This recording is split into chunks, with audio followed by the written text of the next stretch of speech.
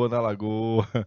Show, galerinha. Tio, pergunta Fernandita. Tio, por que é que, vamos dizer assim, em 1930, o Vargas derrubou o presidente Washington Luiz e o grupo dos militares derrubou o presidente Washington Luiz e não assumiu o vice-presidente?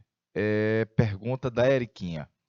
Porque foi um movimento, vamos dizer, político para derrubar o esquema governista, com apoio de um grupo de militares, há já a presença de tenentes dentro do movimento, e pelas acusações que ocorreram das fraudes eleitorais, visto assim que o presidente Washington Luiz tinha comungado, compactuado com as fraudes que teria dado a vitória ao Júlio Prestes.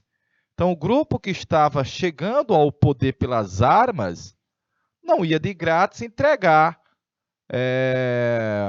depondo o presidente Washington Luiz, entregar ao vice, e, evidentemente, o vice iria entregar ao presidente eleito, que seria o Júlio Prestes. Então, por que não deixar o vice? Porque a ideia era o Vargas mesmo tomar posse, mesmo perdendo as eleições.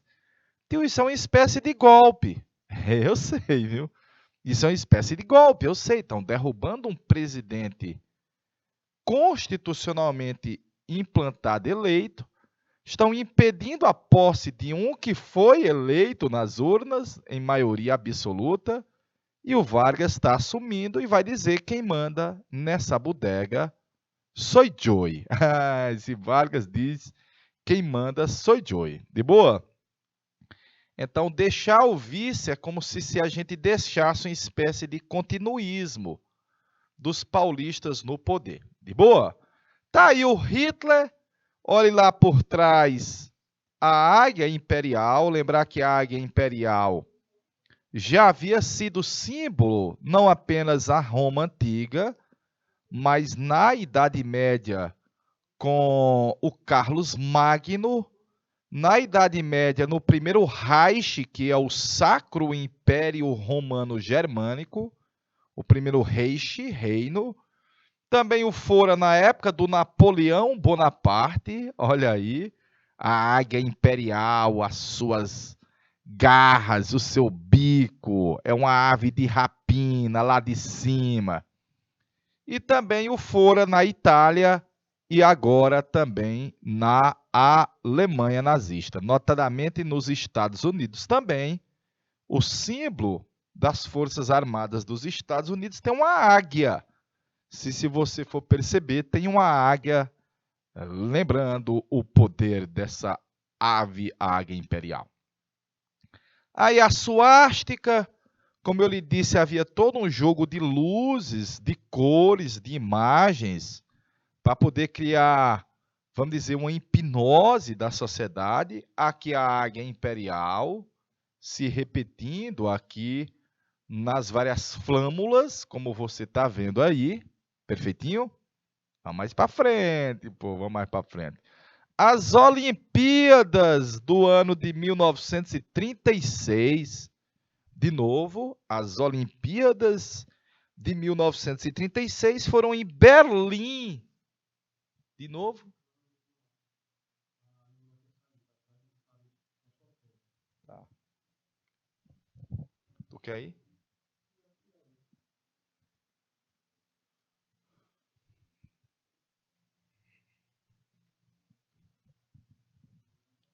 As Olimpíadas de 36 foram em Berlim.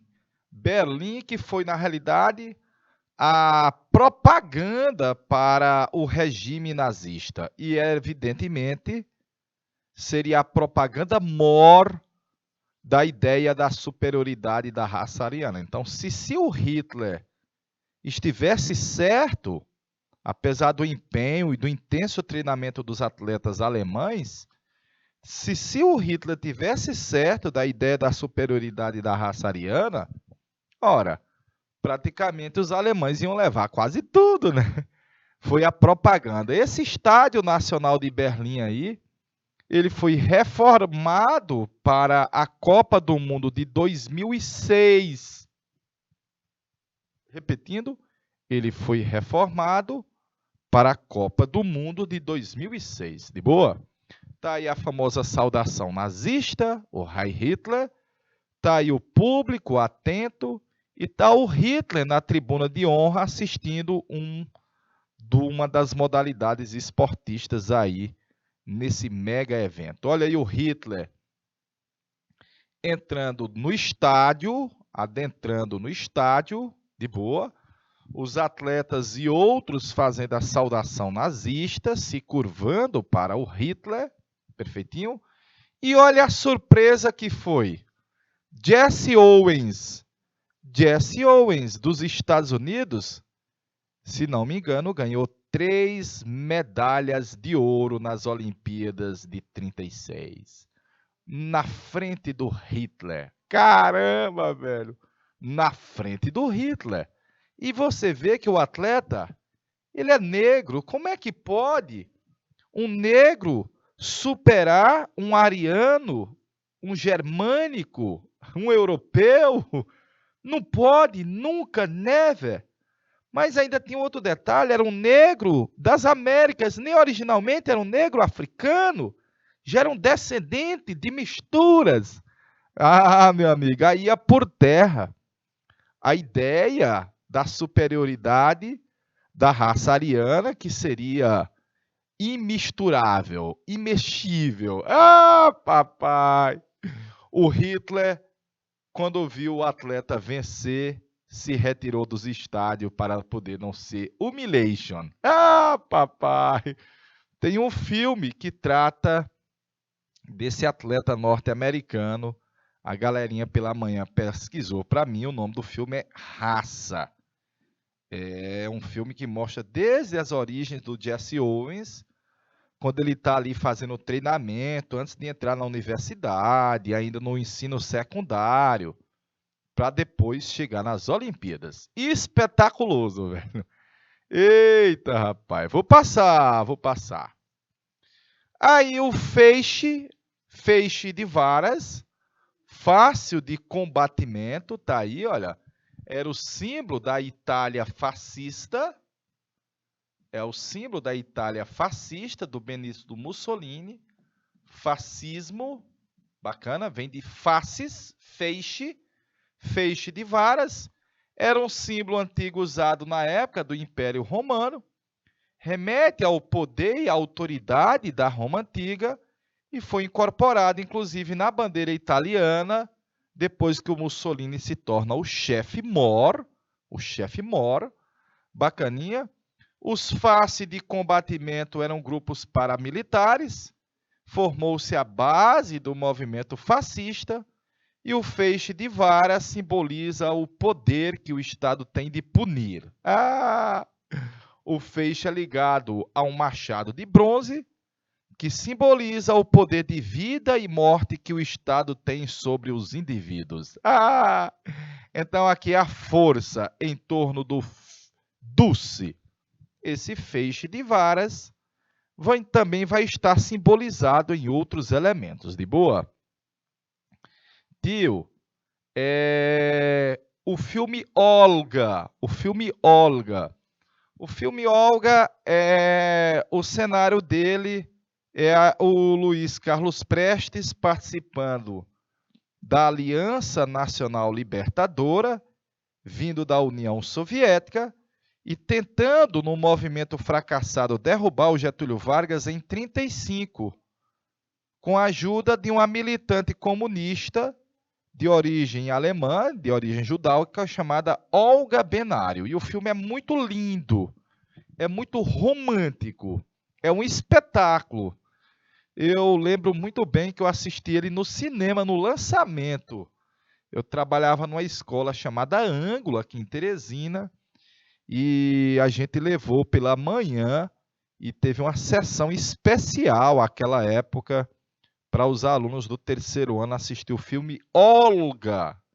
Espetaculoso o filme, aliás, espetaculoso.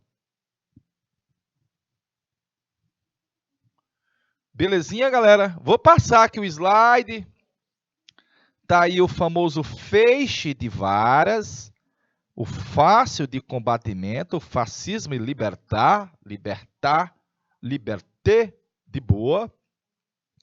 Deixa eu passar, tá aí mais um folder de 1921, do fascismo italiano, fácil de combatimento, a bandeira da Itália, a águia, tudo aí simbologia. Tio, sobre a Revolução Russa,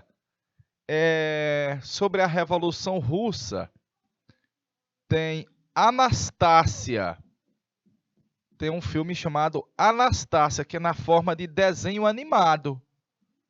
Só que é desenho animado. Só que é uma visão norte-americana sobre a Revolução Russa, viu, galerinha? Repetindo, é uma visão americana sobre a Revolução Russa. Então, é depreciativa, notadamente, para a Revolução Russa, para as simbologias da Revolução Russa. De boa? Anastácia, se eu não me engano o nome do filme, viu? Vamos ver, vamos para as questões agora. Eu acho que agora dá para nós fazer umas questãozinhas, né? Vamos dar uma adiantada numas questãozinhas aí agora, né?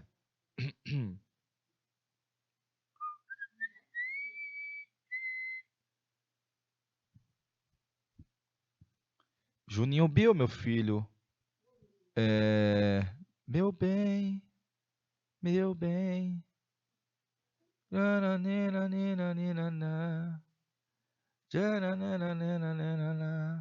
E compreender.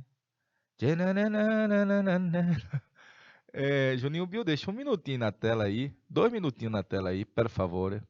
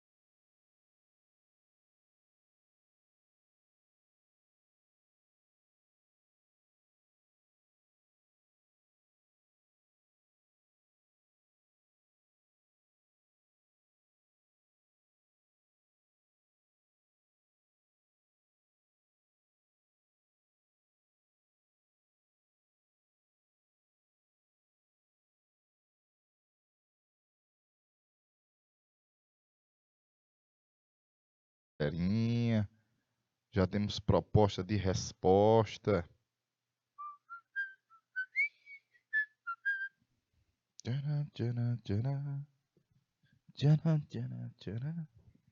Vamos lá.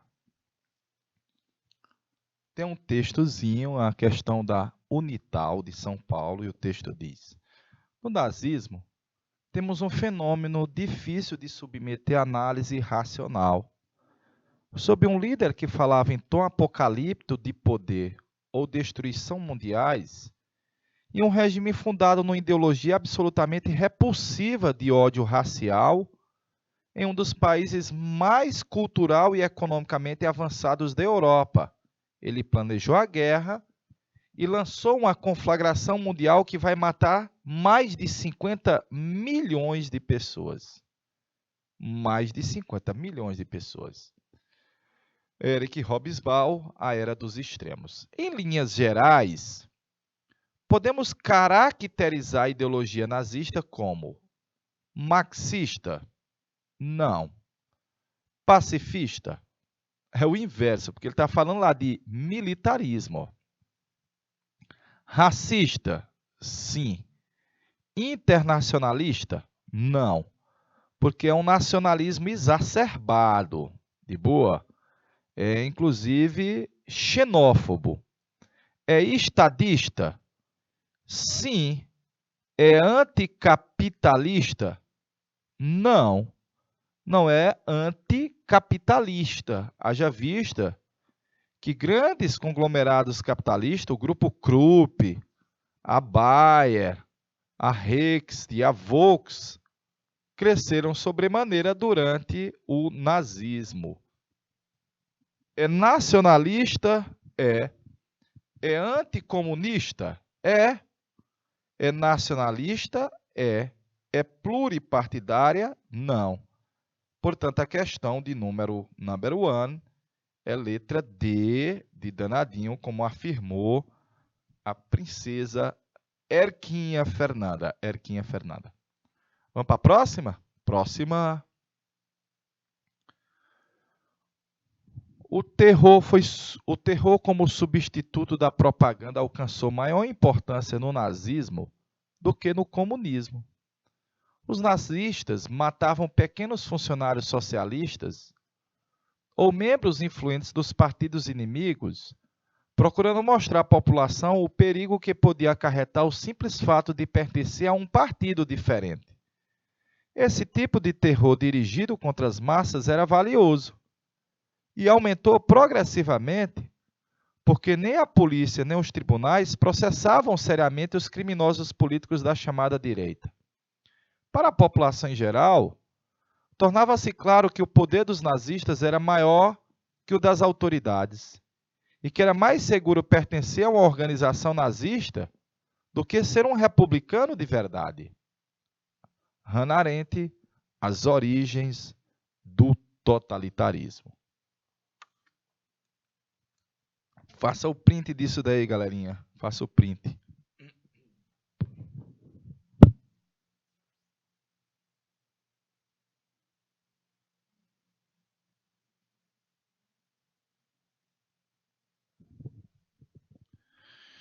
Meu bem, meu bem.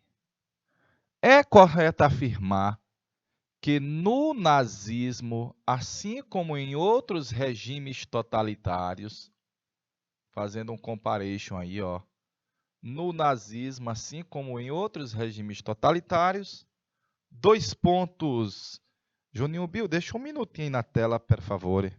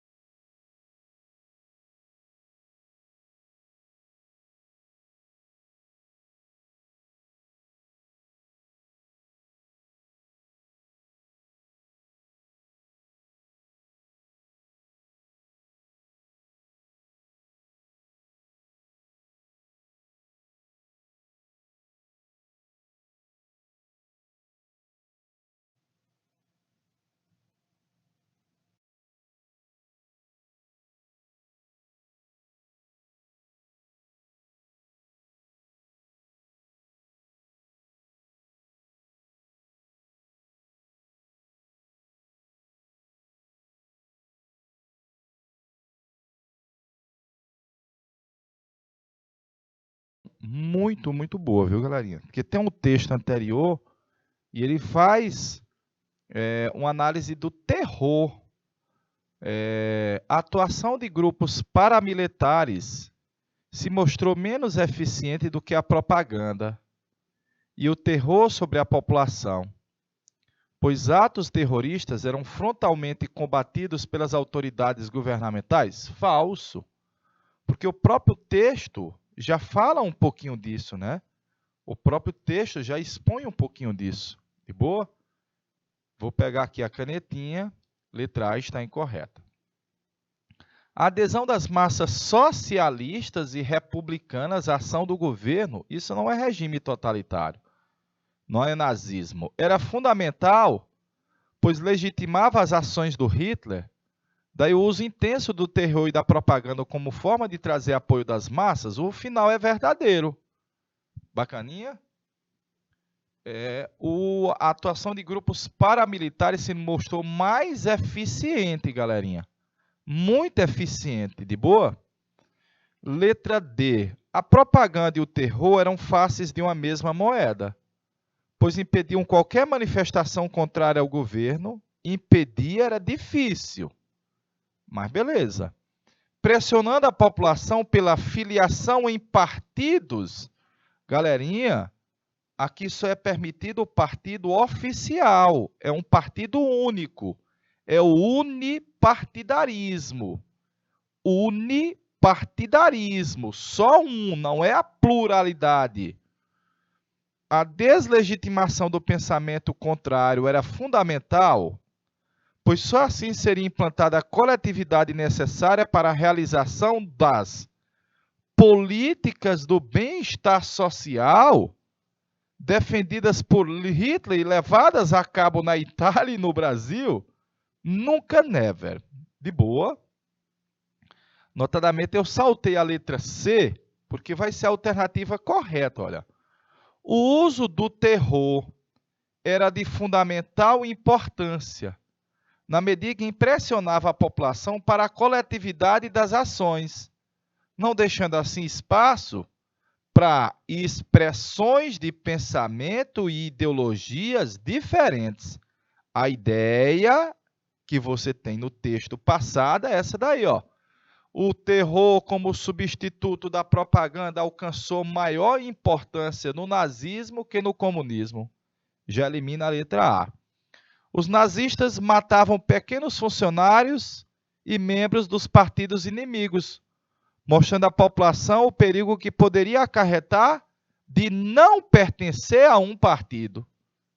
Esse tipo de terror era dirigido contra as massas, era valioso, porque nem a polícia nem os tribunais seriamente puniam os criminosos.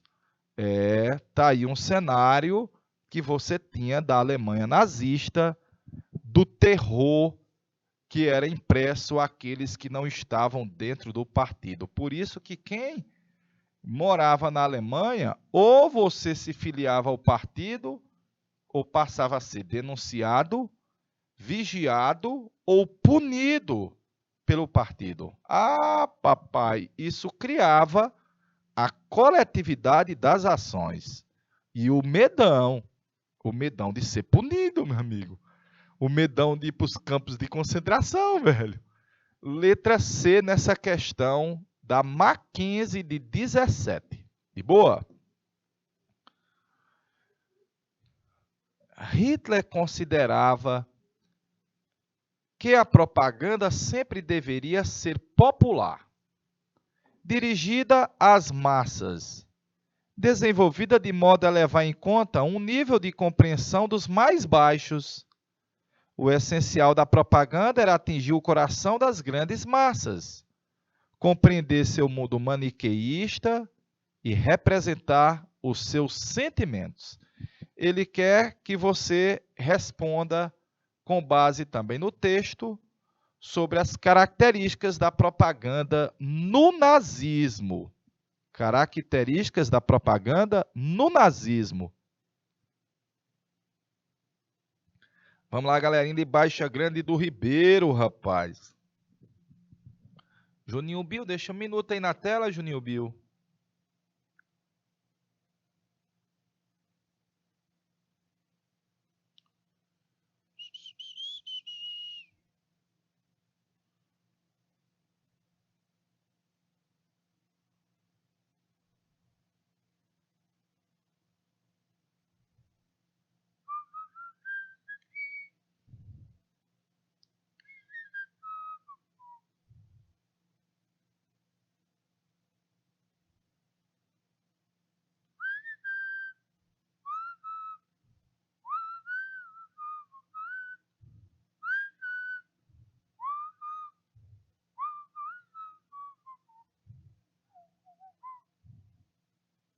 E alegria no coração.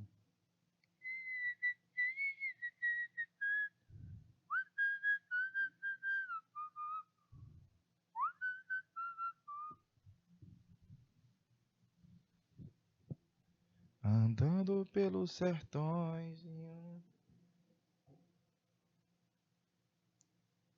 Mas...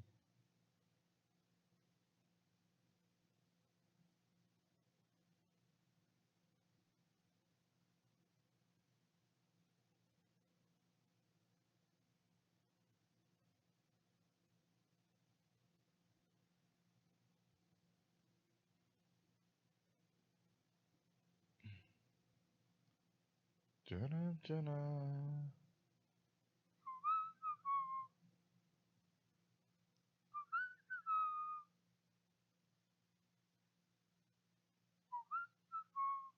Foi tanto que eu te amei e não sabia falar teu coração. E às vezes digo, eu te amo. Baixa Grande do Ribeiro, Uruçuí, Ribeiro Gonçalves estão aí. Vamos lá, né? Sobre a propaganda no nazismo, é correto afirmar.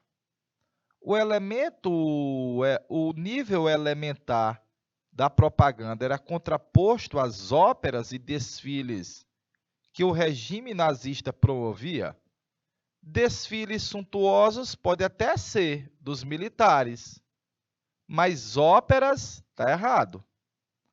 A propaganda deveria restringir-se a poucos pontos. Beleza. Como enaltecimento da superioridade racial, perfeito. E a defesa da democracia está errado. 2 ou 3 aí a letra B, ó. Defesa da democracia. O cinema e a produção artísticas foram as áreas que resistiram ao sistema de propaganda do nazismo? Não, galerinha. Haja vista que eu lhe disse que mais de 130 películas, mais de 1.300 películas, filmes, foram feitas na época pelo Hitler. A propaganda deveria estimular o ódio das massas contra os negros, os judeus, os homossexuais, os ciganos, os defensores do comunismo. Tudo isso daí era inculcado na mente da população pelos cartazes, pelo rádio, pelo cinema. E o povo, galerinha, passava a ter ódio, literalmente, dos judeus, dos homossexuais. Na realidade, todos os regimes ditatoriais são sexistas. E é uma regra? Todos os regimes autoritários, eles condenam, de certa forma, inclusive de forma jurídica, a liberdade sexual, a libertinagem da sexualidade entre as pessoas. Você pode ir para qualquer lugar. Na União Soviética era assim. Na Coreia do Norte é Assim, na Coreia do Norte é um regime autoritário, ditatorial. Lá as relações homoafetivas ou várias outras formas, LGBT e etc., elas são condenadas pelo Estado, tal qual fora no nazismo. E era, velho, tal qual fora no nazismo. Já foi questão, inclusive, de Enem. Viu, galerinha? Já foi questãozinha de Enem.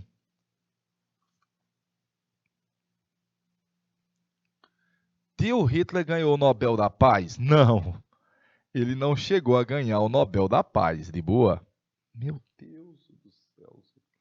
O Hitler não ganha o Nobel da Paz, até porque, principalmente, ele vai propagar o ódio e a guerra, né? O ódio e a guerra. Vamos para o próximo?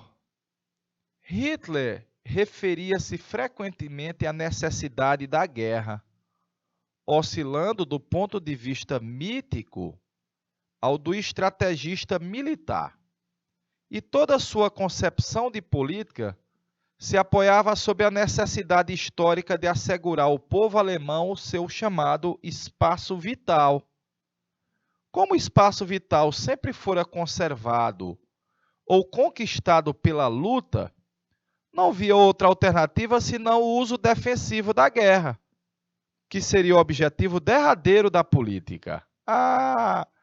O espaço vital evocado pelo Hitler no Mein Kampf, se refere a quê, meus pimpolhos? Se refere a qui, galerinha? Deixa aí um minutinho na tela, meu rei.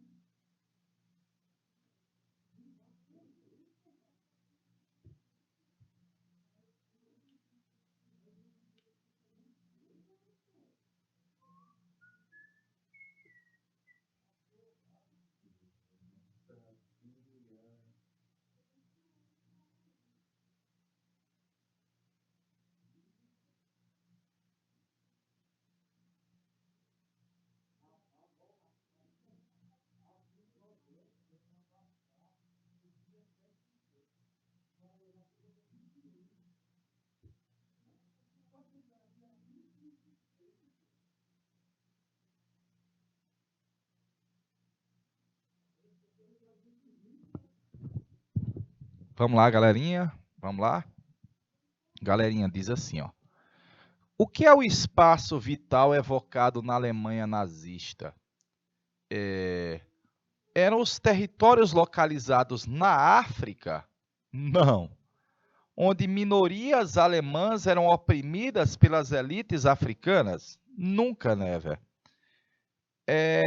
Refere-se ao território alemão que deveria ser defendido das investidas expansionistas de franceses e outros? Não.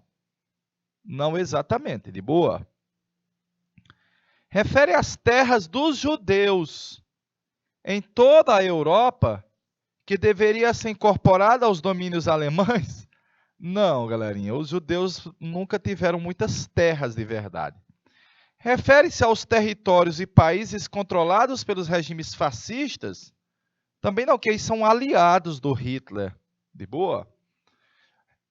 Refere-se aos territórios localizados a leste da Alemanha, Áustria, Tchecoslováquia, Polônia, e as áreas cedidas à França no Tratado de Versalhes, que era a Alsácia-Lorena e a região industrial do Sarre, que eram duas das áreas reivindicadas pela Alemanha, pelo Hitler. Portanto, aí a letra E de helicóptero. Letra E de helicóptero. De boa, na Lagoa. Então, no próximo mês de agosto, nós vamos ver a Segunda Guerra Mundial e você vai ver a invasão da Alemanha, tanto ao território da Áustria, a área dos Sudetos da Tchecoslováquia, e depois do acordo de não agressão com a União Soviética, a invasão da Polônia, a recuperação do chamado corredor polonês. De boa? Eriquinha disse, tio, o Hitler foi indicado ao Nobel da Paz, mas ele não ganha o Nobel da Paz. Eriquinha, ele é indicado. Indicação pode ocorrer, o ganhar é outro tchê, né?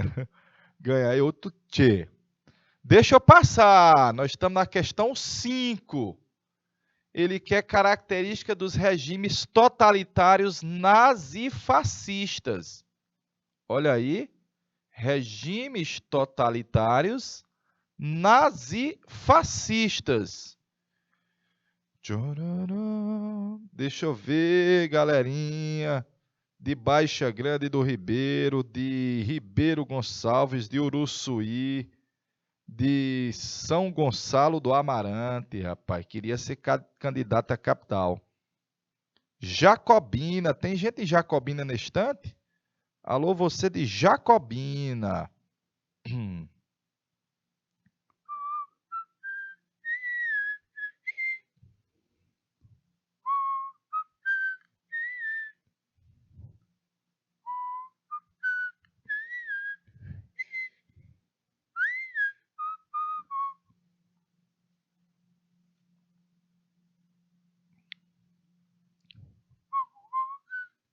O tempo já passou. Eu não consigo.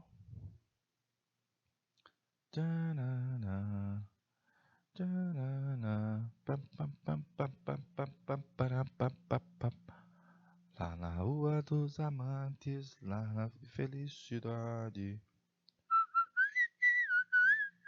lá no céu da liberdade, quem dorme no sereno, pra quem fica até mais tarde, o amor não é pequeno. Vamos começar com a letra E.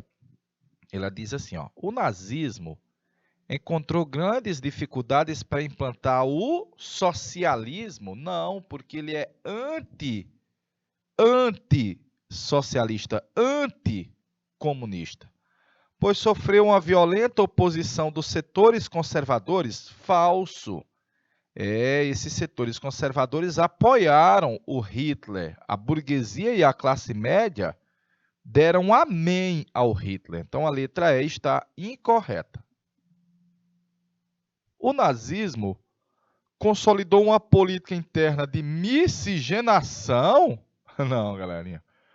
Miscigenação, não. Ele era o contrário. Ele falava de pureza. Pureza racial. Pureza racial. Ariana. Arianos. Meu amigo, se uma mulher alemã fosse pego em namoro com um judeu, ou com um negro, ou com um eslavo, meu amigo, era um escárnio generalizado, viu? Era um escárnio generalizado. Visando preparar a Itália, a Alemanha, o nazismo é na Alemanha, Em função do expansionismo, letra D está incorreta. Foi em um clima de estabilidade econômica e social que o Hitler fundou em 21 o Partido Nacional Fascista na Alemanha de instabilidade. Pós Primeira Guerra, mais as humilhações do Tratado de Versalhes, que transformou a Alemanha na única culpada pela guerra e com o ônus todinho. As ideias nazistas foram difundidas graças ao talento oratório do Benito Mussolini,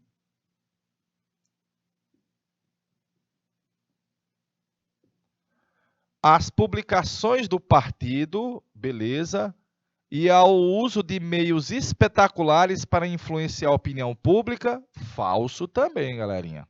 Falso também.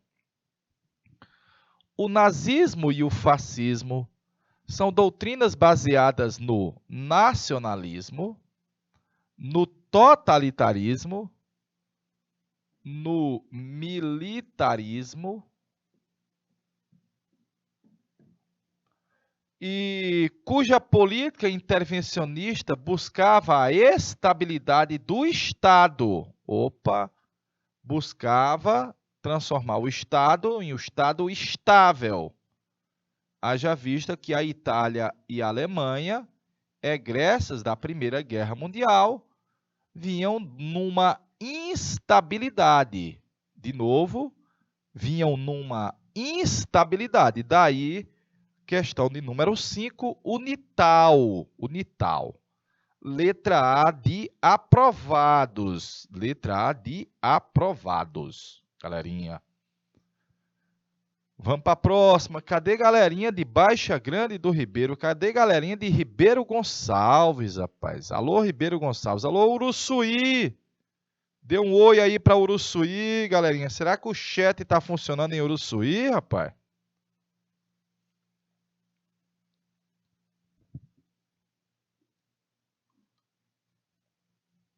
Belezinha, vamos para a próxima. Analisar as afirmativas sobre os totalitarismos nazista e fascista no período do entreguerras. No período do entreguerras. Juninho Bill, deixa um minuto aí na tela para ver se a galerinha manda a resposta para nós. Uruçuí.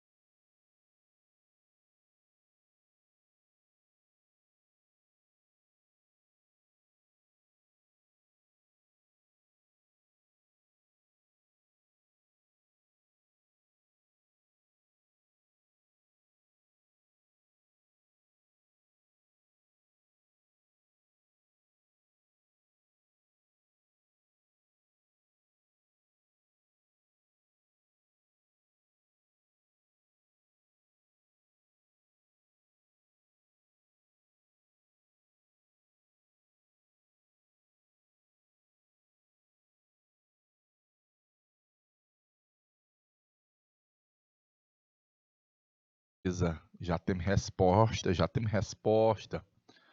Os movimentos totalitários combatiam o liberalismo, verdade, e o marxismo, contra os quais opunham o discurso nacionalista, verdade.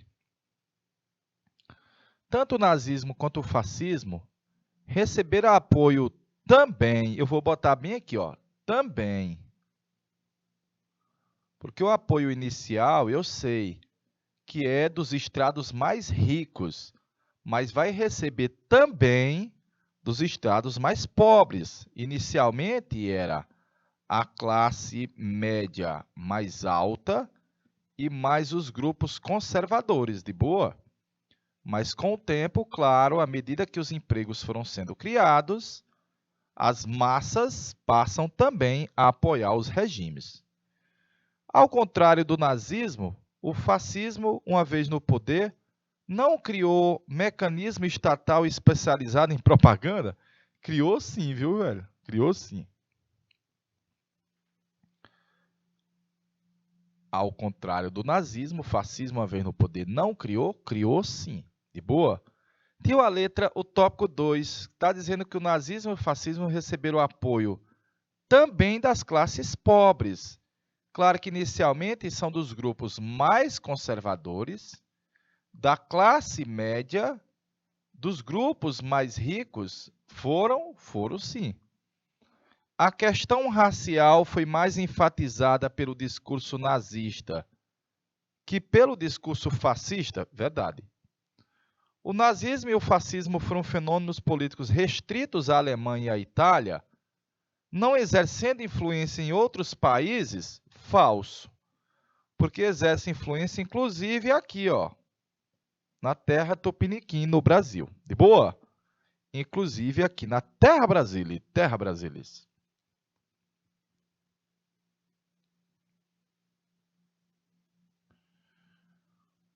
Questãozinha do Enem. Ah, questãozinha do Enem. Questão boa. Questão boa.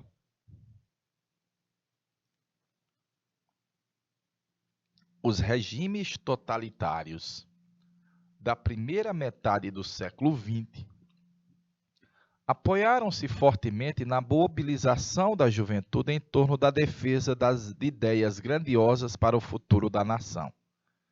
Mobilização da juventude, defesa de ideias grandiosas para o futuro do país. Juventude, grandiosidade, futuro. Juventude, futuro, grandiosidade, nação.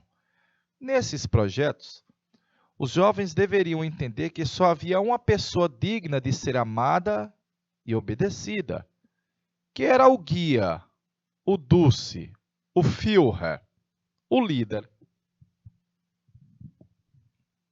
Tais movimentos sociais juvenis contribuíram para a implantação e sustentação do nazismo na Alemanha e do fascismo na Itália, na Espanha e em Portugal, o salazarismo. A atuação desses movimentos juvenis caracterizava-se pela, dois pontos, interroga, um minuto a tela.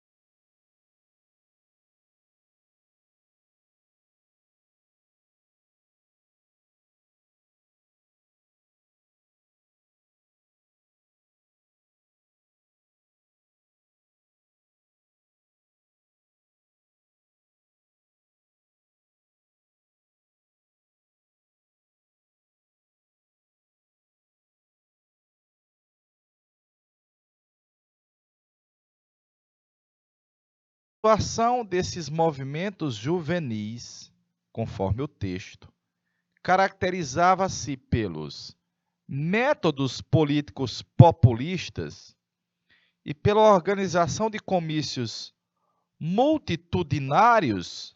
Não, galerinha. Vamos dizer aqui que os métodos populistas não eram dos jovens, eram dos líderes. E a organização dos comícios não era pelos jovens, era pelo Estado. E a letra E está por completa incorreta. Pelo diálogo, ao organizar debates que opunham jovens idealistas e velhas lideranças conservadoras? Não. Nada de diálogo, viu? Nada de debate. Nada de os jovens enfrentarem os velhos, de forma alguma. Os jovens têm que se espelhar nos velhos. Letra D está incorreta. Pela promoção de um modo de vida saudável. Ah, é verdade. Eu acho que deve ser o naturalismo. Que mostrava os jovens como exemplos a seguir? Não, galerinha. Mostrava como exemplo a seguir são os velhos. De preferência aqueles que haviam passado pela Primeira Guerra Mundial. De boa, os jovens têm que obedecer ao pai e ao Estado. Primeiro ao Estado, depois ao papai. Pelas propostas de conscientizar a população sobre os direitos dos cidadãos? Não, galerinha. Regime fascista, os regimes totalitários, ele bitola o indivíduo. Não abre a mente, não torna crítico, não tem questão de criticidade. Nota da mente, não vai ter o indivíduo a consciência, às vezes, dos erros que o Estado está cometendo. Então, esses jovens atuavam de forma, segregacionista, de segregar, de separar, de excluir, de forma violenta e radical, aqueles que eram contra ou críticos ao regime. Ah, papai! O Hitler utilizou muito da famosa juventude hitlerista.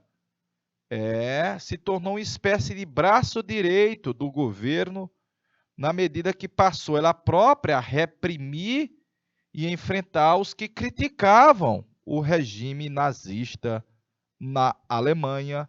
Aí a letra A. Eriquinha de Still é uma verdadeira lavagem cerebral nas crianças.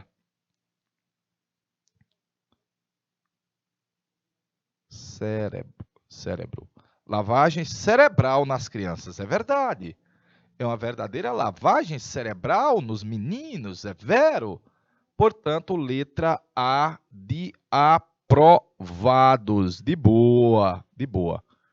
Vamos para mais uma. A Guerra Civil Espanhola, em que mais de 1 milhão de pessoas perderam a vida, terminou com a derrota dos republicanos e com a subida ao poder do general Francisco Franco. É vero? Francisco Franco é vero. O Estado espanhol, após a vitória do Franco, caracterizou-se como? Lembrar que o Franco, galerinha, vai ficar no poder na Espanha até 1975. Faça as contas aí. De 1900, o professor Flávio não é bom de matemática não, mas vamos fazer umas contas. Ele chegou ao poder em 1939 e só vai sair do poder em 75. Faz os cálculos aí, galerinha. Vai dar 6 vezes 1, vai dar 36 anos de reinado do Franco, velho. É um bocadinho de dia, velho. É um bocadinho de dia, né não? Eita, rapaz. Tio, o Franco foi um ditador fascista. O Franco foi um ditador fascista. esse período todinho é uma ditadura,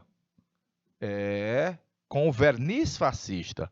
O Estado espanhol, após a vitória do Franco sobre os republicanos e os liberais e os comunistas, implantou que tipo de governo? Não é democracia, de forma alguma, não é um populismo de esquerda, nem um totalitarismo de esquerda, é um totalitarismo à direita. De novo, é um regime totalitário girondino, né? Girondino, não é jacobino, burguês, conservador.